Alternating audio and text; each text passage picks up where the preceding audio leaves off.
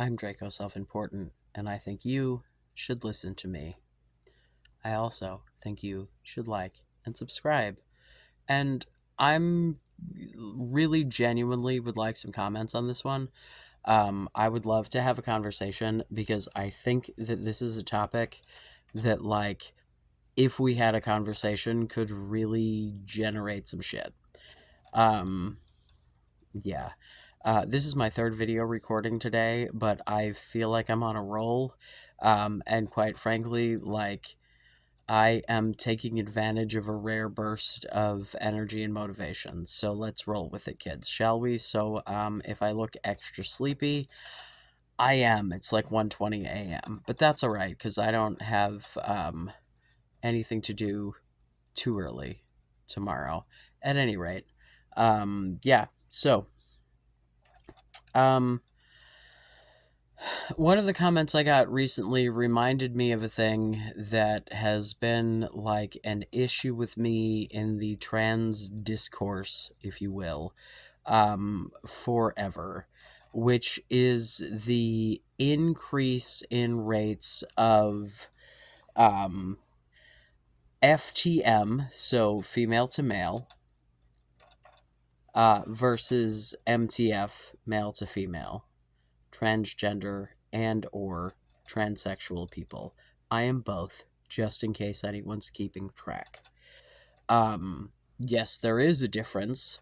And when I say trans without adding the extra, I mean transgender, just to be clear, because that is the common parlance. If I mean transsexual, I will say transsexual, all of the fucking syllables. But the idea that there are more people transitioning now female to male than there were in comparison to male to female when the numbers were much lower versus what they are now. And this is usually paired with the increase in the rates of people identifying as trans. And so, let's chat for a little bit. I briefly mentioned previously left-handedness, right? And this is not an example that I thought of myself. This has been cited a bajillion times. But if you look at the curve of left-handedness, like people reporting as left-handed throughout history, there's a pretty clear turn from the point at which we realized that it wasn't like a possession situation. It was just like a difference in the brain. If we could understand that shit was just differences in the brain on a whole lot of other levels, we'd probably be chill. But for some reason, we've accepted this for lefties. I don't know. Ned Flanders got made fun of a lot, so maybe it's not really that accepted. My ex-wife is ambidextrous. She's definitely of the devil. Anyway, that's a joke. I feel like I need to specify jokes sometimes. I don't know why. Maybe, yeah. So, the general rates of trans people, like in recent years, since there have been more public examples of trans people and more social acceptance, even though there's been like some pretty fucking catastrophic pushback, there's been enough that there are enough people who like have gotten with the program that there are far more people identifying as trans. Now, do I think that that means that there are more like trans people, right? So if we're talking about trans people in the hypothetical, because generally, if I'm going to talk about trans people, I'm going to talk about people who identify as a gender other than the one that they were born, right? I do believe that you can do this in a closeted fashion. Like if you, within yourself, know who you are, but are not able to express that identity, I think that you are just like as validly you as I am, but like it sucks no one recognizes that. I don't know how you deal with that. Like that seems like a real bummer. And like I feel like you could be in the closet and not realize, hello, me. It took me a really long time to figure my shit out. Like, and in retrospect, like looking back to like my really early childhood, like it made a whole lot of shit make a whole lot of sense. Um, so it's like, yeah, if because when I was at the age that I probably would have been figuring this out, like the kind of prepubescent, like just starting to get into puberty, kind of tween era, was when that Brendan Tina shit hit me real fucking hard. And I learned that people like me got raped and murdered about it. So yeah, and then they made a whole ass fucking movie about that. So there's an entire generation of trans men that are my age, millennial trans men who learned la la la la la la la la la as a fucking coping strategy for any feelings we may have had about our fucking gender. So, yeah, moving beyond that, yeah, I would imagine there probably are going to be some more fucking trans men now. Yep, absolutely. 1000%. And that is just based on my own personal experience. And that is me having, oh my God, I love, love, love the little memory in my head of explaining that to the clinician who gave me the fucking letter for my goddamn hysterectomy, which, P.S., I don't think I'm actually getting, but I've had that conversation. I'll answer questions if you've got them, but that's neither here nor there.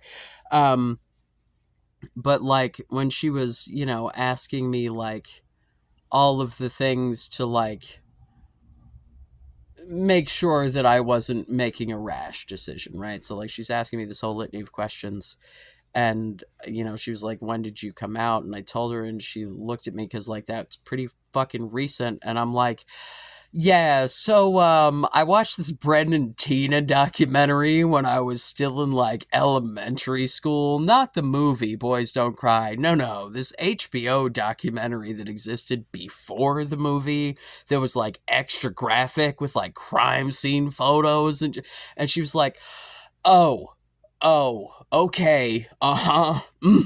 Okay."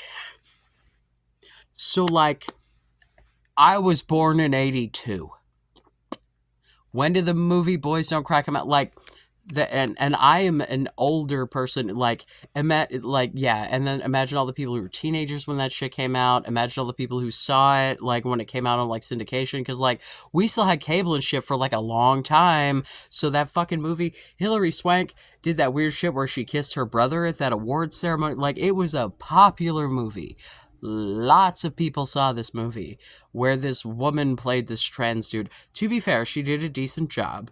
Like, having seen video of Brandon Tina and like how like she did a decent job of playing him, like drag exists for a reason. I'm not going to say you can't play another gender, Would I have preferred that they got a trans man to play that? Yes.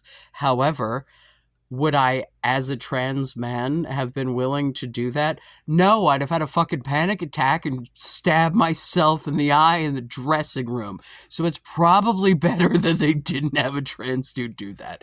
I don't know. Maybe somebody braver than me. Who knows? Yeah, I'm a brave boy. I'm not brave enough to play Brendan Tina in a fucking recreation of that shit. Oh my. Let me tell you, there's some little part of me every time I go into a bathroom that wonders if I'm going to come across the dude that thinks he can rape, beat, or murder the trans out of me. I guess you could murder it out of me, because I'll be dead, so I won't really be much of anything. But you're not going to beat it out of me. Like, I guess trying would, but like, that's not like, listen, if you were going to beat shit out of me, my parents would have done beat lots of things out of me long ago. I've been beaten a lot. That shit ain't going to do shit. And if you think the right dick is going to make me a lady, I love dick. Yeah. So I won't get further into that because I have more thoughts, but those thoughts are not for YouTube. Um, yeah. So, like, I don't know, man. It's just,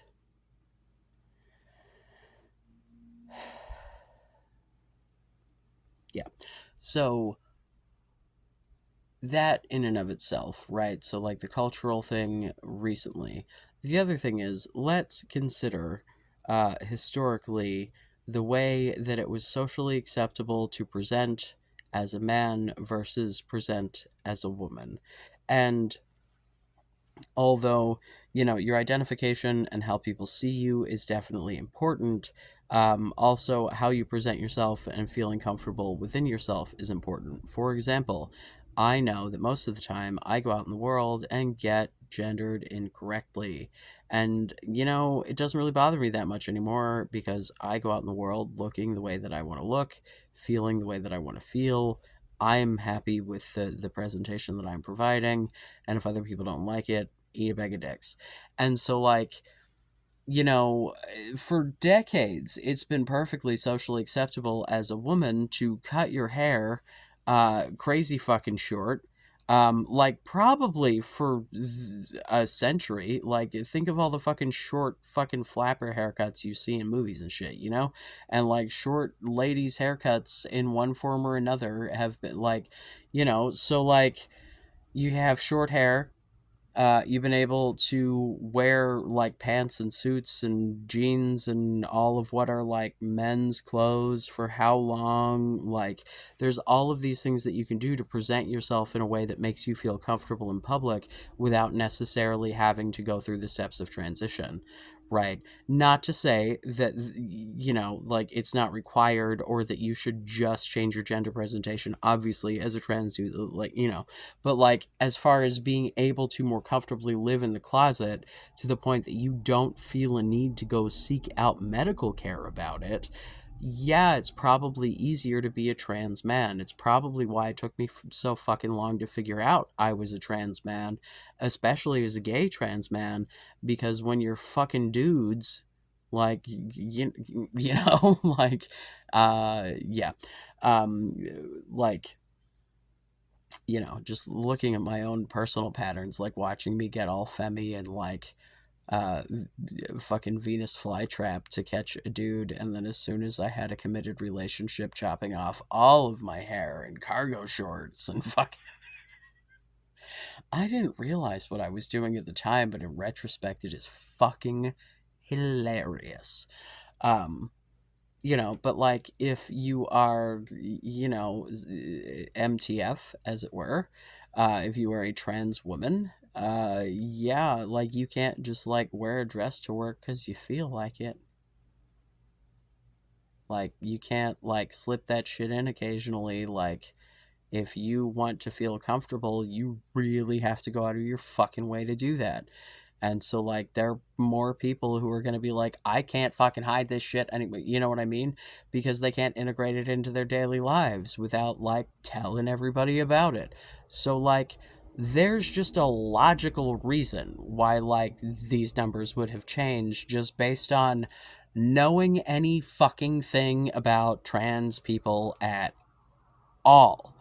And as like the origin of me getting on this fucking particular train was a comment from a fucking detransitioner. And it's like, bro, how are you going to expect me that you can even kind of be a representation of trans culture if this is not like an obvious fucking, this is why these numbers are different? You were never trans. That's why you're a detransitioner. Can you please stop trying to make prescriptions and suppositions and fucking talk about real trans? You don't know shit about real trans. You're not trans. That's the fucking point. So can you please stop being the guy who's like, I know all about trans because I thought I was for a long time, when you're not. That's why we're here.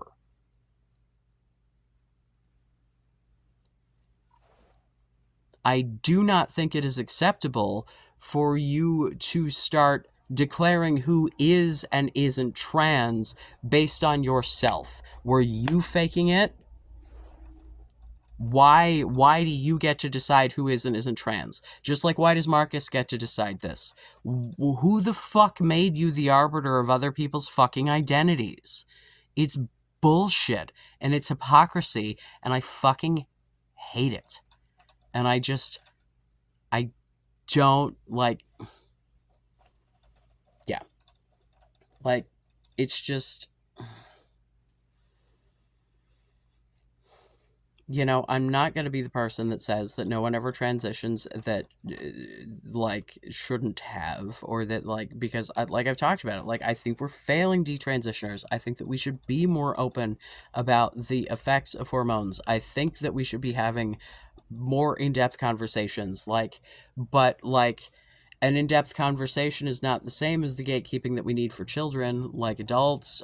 Like, we should be having the more open conversations online so that adults who have very limited health care and can only access things like Planned Parenthood, which are consent-based models, are able to make reasonable decisions. Because when we do this, like, they can see all of you who are anti-trans being dishonest, and then they only see the fucking trans activists doing anything that is anywhere near what is going to make them happy. And I say trans activists in the way that it gets used by people. Like, technically, I am a trans activist, but I don't think that I quite fall exactly in line. Like, I don't know, man. Like, I don't think that detransitioners are the devil. I don't know.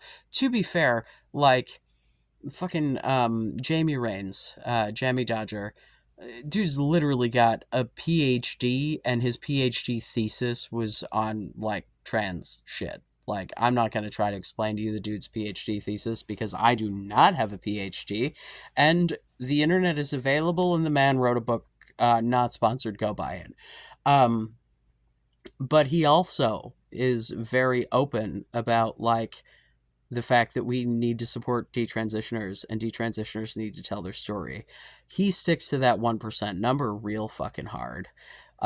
Which that, I feel like I get where that's coming from, but I also feel like the sticking to the 1% number is really disingenuous, because if you look at how that number is calculated, like, we don't have a way to accurately measure that number at this point. And so it's off in both directions as far as I'm concerned. So, like, I don't think the 1% is too far off, but to say it's only 1% of people with, like, a hard fucking, so, like, all of this is to say that I am not the guy who is going to be here towing the fucking party line for every fucking trans talking point, and fucking, like, I'm not the guy who's going to tell you that you're a wolf, man. Like, I'm not here, like, I'm not going to argue against it because I don't care that much. And, like, this is the thing that gets me about the people who are anti-trans. Why the fuck do you care? There are people out here in this world right this fucking moment, and I am not even being hyperbolic, who think that they're fucking earthworms. I know an actual human in my life who is 100% certain she's an alien. And, like, okay, like, how is this hurting me? Like, genuinely. It's not as if anyone is being, like, who is being harmed. So even if you think that I'm a delusional fucking nutbag, like, which, to be fair, we're not going to get started on my alien friend, because there's a backstory there that makes me give that up. We're not. It's an example, not a condemnation. That was too many syllables with too many N's back to back for my little brain to take on the first try. Yeah.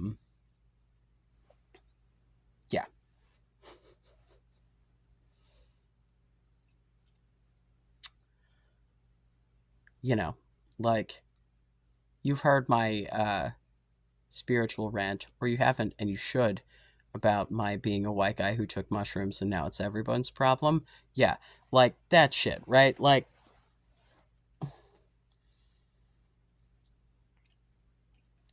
why do people, like, if I'm expected to not care about people who go to church and have people stand at the pulpit and scream about how I don't deserve to exist, and I'm sure there are other religions as well, but like I've seen a lot of videos online of fucking Christians with southern accents in the United States saying some real hateful shit. I have heard the word faggot out of mouths of preachers more than myself or any fucking gay dude I've ever met. Spend some time on the internet. It's fucking gross. Um, so like it really bothers me for people to start talking about shit that they know nothing about. Yeah, the numbers have gone up because it being socially acceptable has gone up. Have you looked at the numbers of people being openly gay? Same shit. People bitch about that in the same way as well. But I'm sorry, dude. Like, this is all just shit that if you look at different cultures currently in other parts of the world, if you look at different cultures throughout history, like, none of this is new. None of it, like, and this idea that we need to jump through some fucking hoops to meet some fucking, Eurocentric Christian fucking gender normative. No, thank you. I'm so fucking annoyed, man. I'm so fucking annoyed at numbers being thrown at individuals like that's a thing. Like, because that's when it's convenient, it's about the numbers, and when it's not convenient, it's about the individual, and it's just anything to fucking weaponize anything about us against us instead of just like, can I go lift some weights and then shower when I'm done? Is that acceptable? Do you think that I'm FTM because it's trendy? Do you think that I was just like sitting around on testosterone for years waiting to make a YouTube channel? Like, do you think that that's what this is about? Because by your standard, I've ruined my life to do that. So, like, that's what you think people are like. You don't think that it might just be about like me making myself more of who I am? But like, I haven't had surgeries yet. Am I supposed to go in the women's locker room? Yeah, I'm sure that'd go great for me. I'm sorry, dude. I'd rather be in the fucking men's locker room. What are the chances that my fucking ass with my build and shit doesn't go into the fucking women's locker room and have them think I'm a fucking trans woman and harass me because I'm too fucking masculine about that shit?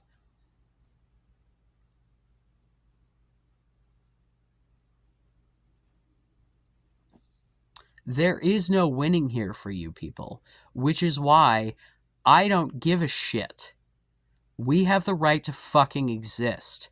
You do not have to look at people's bodies in fucking locker rooms. You staring at people's anatomy is a you problem. And again, if you have a 12-year-old at the gym who's perfectly acceptable and they're uncomfortable because of someone else's body, that is a conversation you need to have with that child. No one was being harassed in any of the situations that I have ever seen, ever, except the fucking trans people. And it's usually fucking trans women. So the idea, like, yeah, the only thing I ever see is that trans women are predators and that trans men are just confused lesbians. I don't think I could love dick more. I'm still a man. So, like, none of this makes any sense to my probably autistic ass.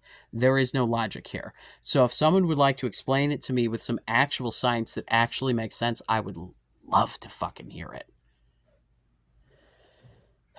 Sorry, I'm in a grumpy fucking mood. And so, I'm rambling on the internet about it. I hope that I've been entertaining. And to anyone who's not transphobic, I love you. Be safe. Make good choices.